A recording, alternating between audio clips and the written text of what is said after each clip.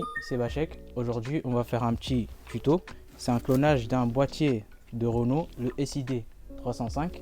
Alors là, on a le calculateur d'origine qui était dans la voiture et celui-là, le calculateur d'occasion que le client nous a envoyé. Pour procéder au clonage, nous allons utiliser le matériel DIMSPORT New Trace Data. Là, pour procéder au clonage aussi, on est obligé d'ouvrir le boîtier parce que là, on n'est pas en méthode bench mais en méthode boot. Alors là, pour procéder au clonage des deux boîtiers, on est obligé d'intervenir à l'intérieur du boîtier, c'est-à-dire ouvrir le calculateur. Là, on va passer à l'ouverture du boîtier. Alors, la particularité de ces calculateurs-là, c'est que vous avez des agrafes ici qui referment au niveau du calculateur. Le couvercle il est composé de petites agrafes. On peut le voir ici, parce que ici, j'ai pas encore couché. On a les petits agrafes. Et ici, j'ai éloigné les agrafes au niveau du boîtier. Alors, pas besoin de chauffer. On utilise un dissolvant pour bien décoller le couvercle. On met ce dissolvant là, on laisse agir quelques minutes et le couvercle va venir tout seul. Donc voilà, j'ai mis le solvant. Donc là, on va laisser agir et le couvercle va venir se soulever tout seul.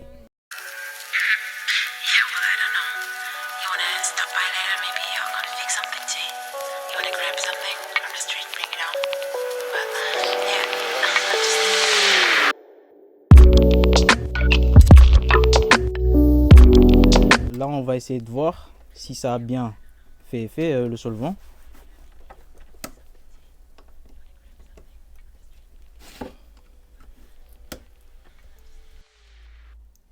Là, on entend que ça commence à agir avec le bruit du joint qui craque.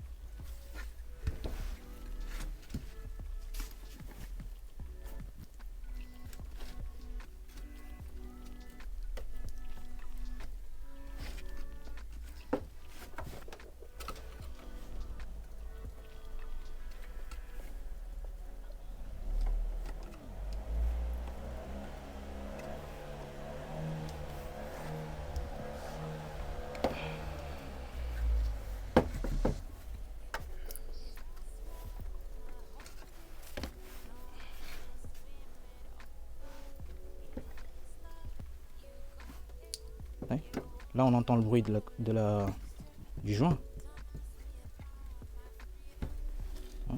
Ici. Ça, c'est le joint.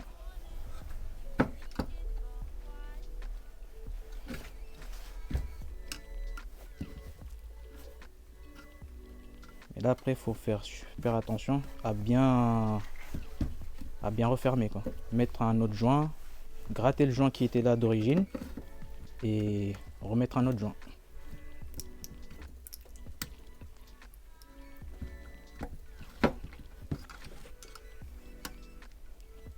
Il faut surtout faire attention à ne pas mettre le tournevis à l'intérieur pour éviter que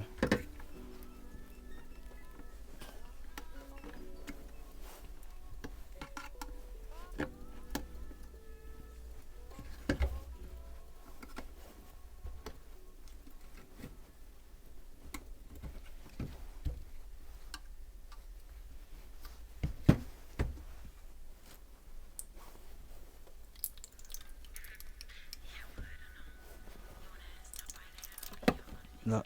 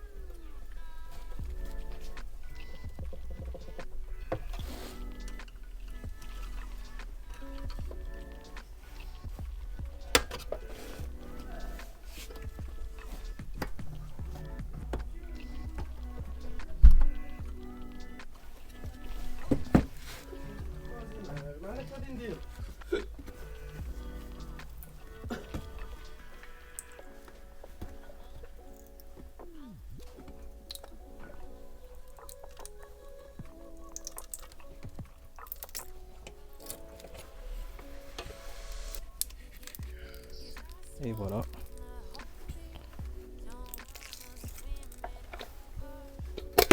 Voici l'intérieur du calculateur. Alors là, on peut voir le processeur ici. C'est un TC 1766. Donc là, on a ouvert le calculateur. Donc on va venir brancher le trace data pour chercher le pinout.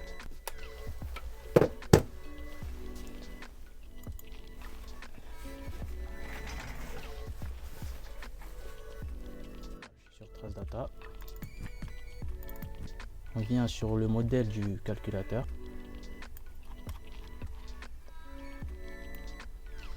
On vient chercher le SID 305. Faut savoir que Renault et Nissan c'est les mêmes. Donc SID 305 Renault.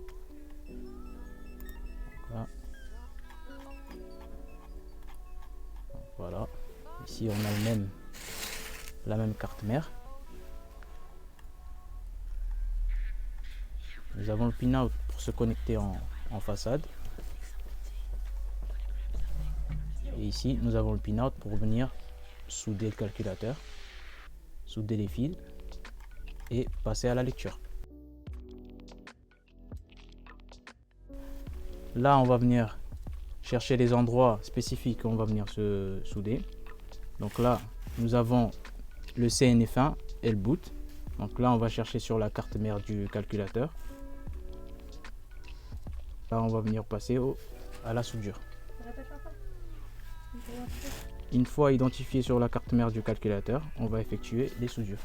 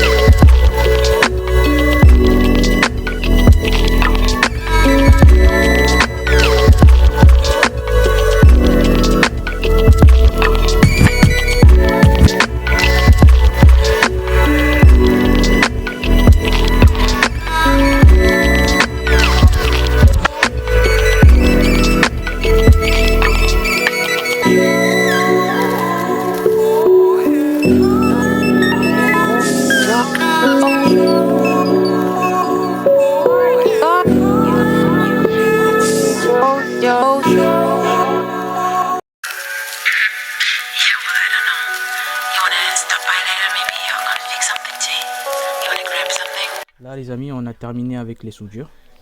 Vous pouvez constater ici.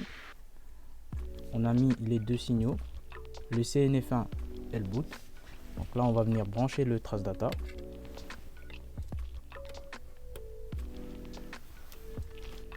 Ici, on a bien connecté tout ce qui était le plus, le GND et tout ce qui est CAN. Ça devrait bien marcher.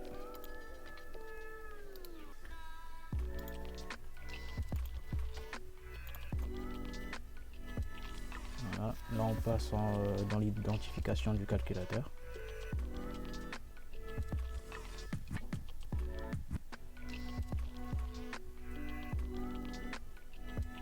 Donc voilà, donc les soudures ont été bien faites et le pin-out aussi. Donc on peut apercevoir ici le type de microcontrôleur, le TC1766.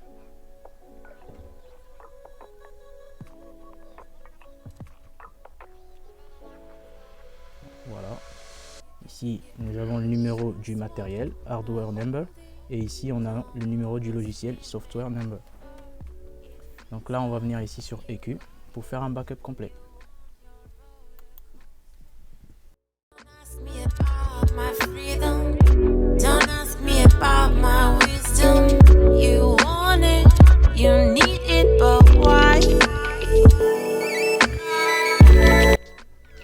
Donc là, la lecture est terminée. Donc on va venir enregistrer les fichiers.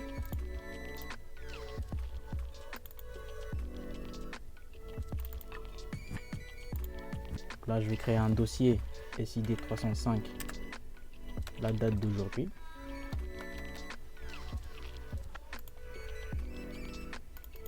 Et à l'intérieur, je vais créer un sous-dossier que je vais écrire original, vu qu'on vient de lire le calculateur original.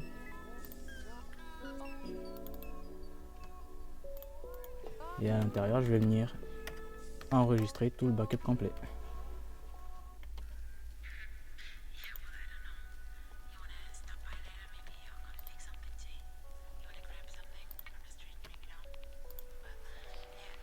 Donc là, si vous constatez bien avec Trace Data, lorsqu'on fait un backup complet du calculateur, il vient avec une extension .dim. Donc avec le logiciel Trace Data, nous allons extraire tous les fichiers. Donc nous allons avoir les PROM et le microcontrôleur. Nous allons chercher là où on a créé le dossier. Donc là, SID 305, la date d'aujourd'hui. Original. On vient sélectionner le dossier, le fichier, pardon, avec l'extension .dim. Donc là, nous allons faire exporter tous les fichiers. Ici, on laisse le backup et après, on viendra renommer tous les fichiers un à un. Donc là, vous pouvez le constater. Ici, nous avons l'extension .mpc qui représente le microcontrôleur.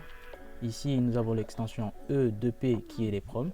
Et ici, nous avons le tuning file .dtf, mais la taille est la même que le microcontrôleur. Donc nous allons venir renommer chaque fichier. Ici, le MPC pour le micro. Ici pour les PROM, pour pas se tromper. Et ici, nous avons le tuning file.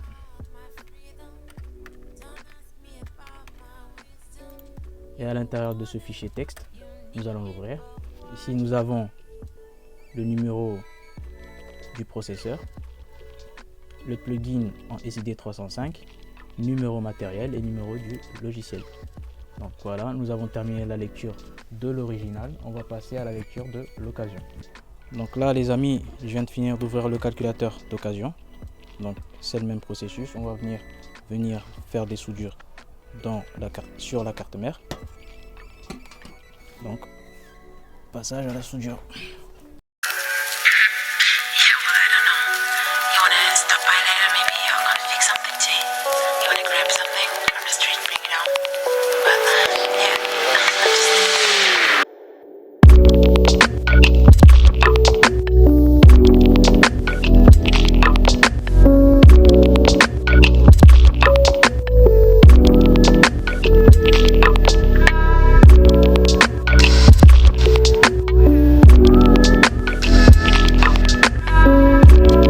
même procédure. Donc on va venir se brancher en façade. Donc, au niveau des pins, la masse, l'alimentation et les deux cannes, signal bas et signal haut.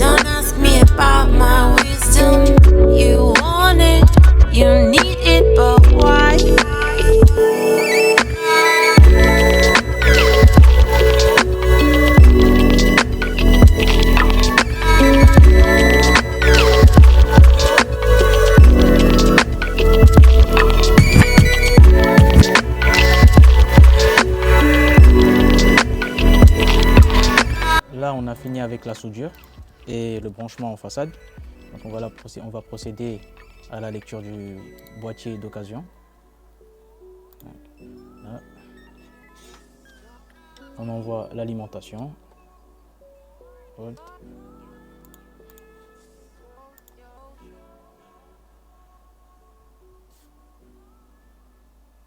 Donc comme le premier, si tout se passe bien, que les soudures ont été bien faites et que le brochage a été bien fait, normalement ça devrait marcher. Donc voilà, ici on a le nom du microcontrôleur, comme le début, comme le calculateur d'origine.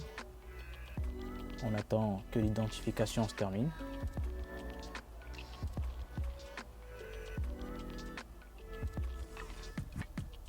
Voilà. Et là, nous allons faire un backup complet de l'écu d'occasion.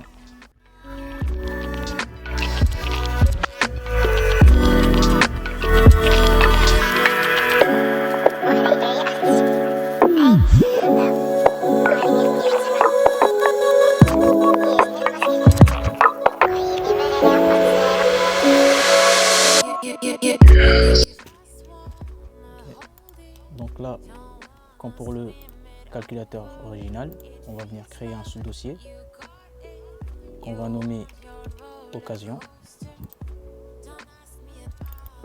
Et là, on va venir enregistrer. Et là, on va venir enregistrer tout le backup complet du calculateur d'occasion. Voilà. Donc, vous n'êtes pas obligé de le faire, mais moi, j'ai fait un backup complet du calculateur d'occasion par sécurité. Là, j'ai fait un backup, vous voyez ici, complet.jim, donc pas besoin de l'exporter. Vu qu'on va travailler seulement avec les fichiers du calculateur d'origine. Donc là, nous allons commencer par écrire les proms. Vu que sa taille elle est petite, on va commencer par écrire les proms. Donc là, on vient sélectionner les proms du calculateur d'origine.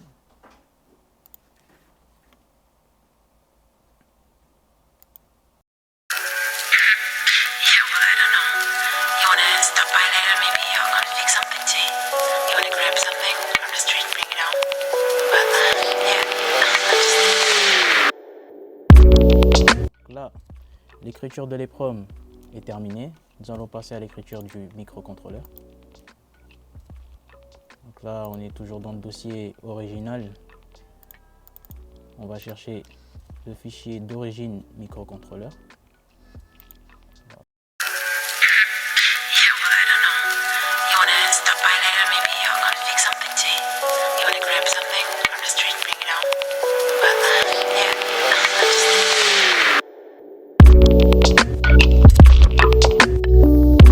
Donc l'écriture du microcontrôleur a été terminée. Donc là, on va passer à la fermeture du boîtier.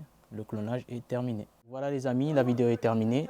Il faut savoir que ce n'est pas tous les calculateurs qui sont clonables. Il faudra bien vérifier si le calculateur est clonable ou pas. Mais sur cet exemple-là, le SID 305, on trouve que c'est vraiment clonable. Donc les amis, on se dit à la prochaine. Donc abonnez-vous à la vidéo, mettez un pouce bleu et les réseaux sont juste en dessous.